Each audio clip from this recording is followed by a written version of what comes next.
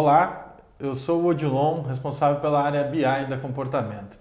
Nossos vídeos vão ser um pouquinho diferentes, nós vamos fazer no formato de bate-papo.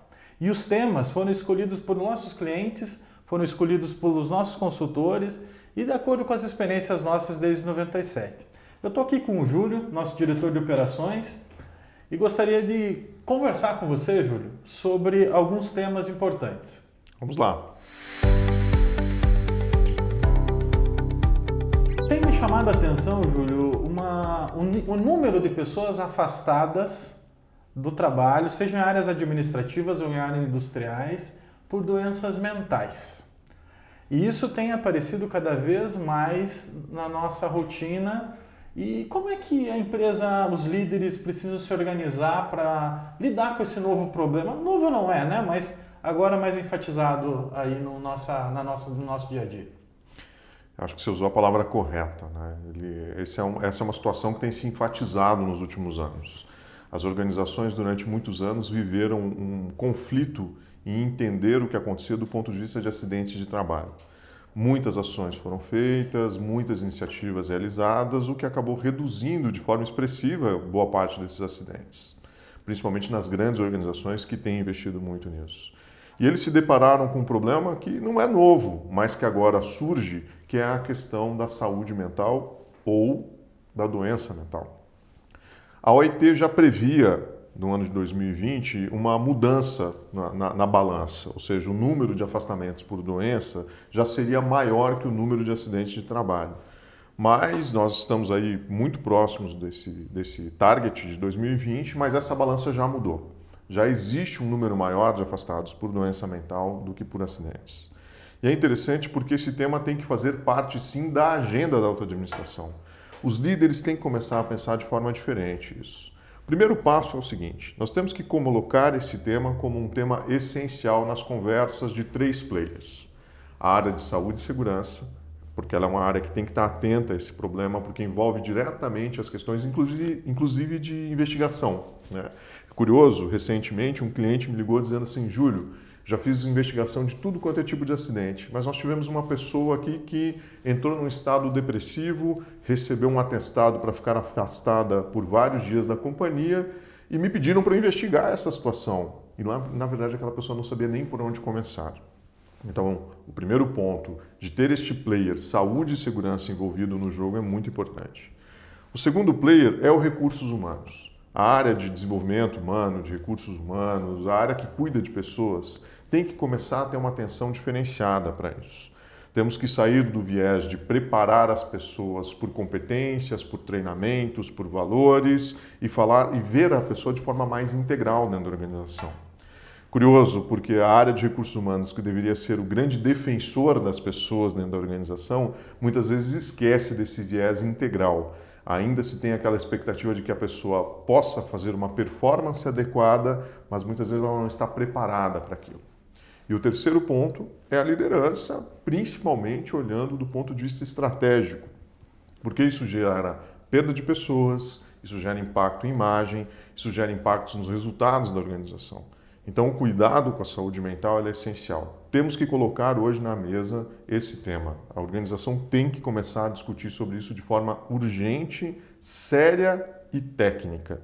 Não é inventar coisas, mas é aproveitar os protocolos que já existem, aproveitar as estratégias que já existem, preparar as pessoas para que essa discussão tenha início. Bom, Júlio, com esse novo cenário, eu acredito que os líderes passam a ter uma nova problemática para lidar, e essa problemática já existe, e eu vejo um potencial repensar do próprio papel do líder nesse processo de gerenciar essas situações mais ligadas à questão da saúde mental. Como é que o comportamento se posiciona? Qual a tua experiência e que você poderia compartilhar com a gente nesse avanço no tratamento e na gestão desse novo cenário de saúde mental no trabalho? Okay. Veja, esse é um tema extremamente pertinente e importante para ser discutido. E o primeiro fator que eu entendo que a gente tem que olhar é a cadeia de liderança. Nos modelos mais conservadores, mais tradicionais, a liderança sempre teve um viés de preparação mais técnica, ou seja, uma pessoa que dominava bem um processo, ela tinha naturalmente um olhar de carreira para a liderança. E essas foram as pessoas que foram alçadas ao nível de liderança. Hoje, essa cadeia ela precisa ser revista, as pessoas têm que ser preparadas de forma diferente. Se a gente olha a formação do líder, pensando que até então ele tinha lá gestão de tempo, gestão de pessoas, gestão de feedback, gestão de riscos, hoje nós temos que colocar mais uma caixinha aqui chamada de gestão de riscos psicossociais. A liderança ela passa a ter o dever, ela passa a ter a obrigação de exigir que a organização avalie os perigos e riscos associados aos elementos de riscos psicossociais. Sempre fazendo sua tarefa de casa e olhando com muita atenção para como a organização tem contribuído para isso. É muito natural ouvir, eu falei recentemente sobre isso em alguns eventos e até nos nossos vídeos que estão no YouTube, falando que a organização ela tem uma tendência muito forte a responsabilizar as pessoas para esse elemento do risco psicossocial. E eu diria que não é maldade, é porque a gente ainda não sabe muito bem como lidar com isso. Mas para comportamento é essencial que a organização comece a estar atenta a isso e entender como ela pode ter contribuído no seu modelo de gestão, na forma como ela se relaciona com seus clientes, internos e externos, como ela tem contribuído ou como ela pode contribuir para isso. Ou seja, o papel de liderança ele passa a ser essencial. Desde o nível executivo, o CEO da companhia, ele deve sim ter na sua agenda um entendimento do que acontece com a saúde de forma integral das pessoas dentro da organização. Esse é o desafio do líder a partir de agora. E Júlio, né, por um bom tempo você teve atuando especificamente em alguns projetos internacionais, né, e trouxe para nós várias contribuições. Seria exagero uma fala minha agora dizer que na aba dos nossos programas de gerenciamento de riscos tradicionais teria uma aba chamada riscos psicossociais? A gente tem riscos de acidente, riscos químicos, riscos biológicos, ou não? É isso mesmo? É isso mesmo.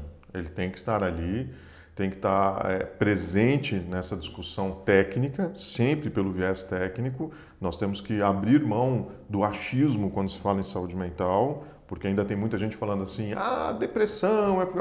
Existem muitos estudos sobre isso, já existe uma evolução do ponto de vista técnico sobre esse tema, e é essencial que a gente coloque aí, como você disse, uma aba nas discussões do mapeamento dos riscos e no entendimento do risco psicossocial.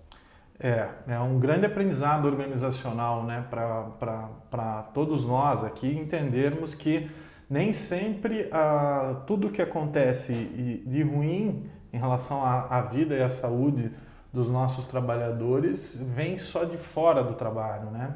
E sim que existem ativadores que podem estar ajudando o adoecimento ou a doença a vir dali, né? Do ambiente de trabalho. Então, acho que um grande desafio que nós, como empresas, todos nós, inclusive a comportamento também, temos é saber se nós estamos preparados para gerenciar esses riscos psicossociais. Você está?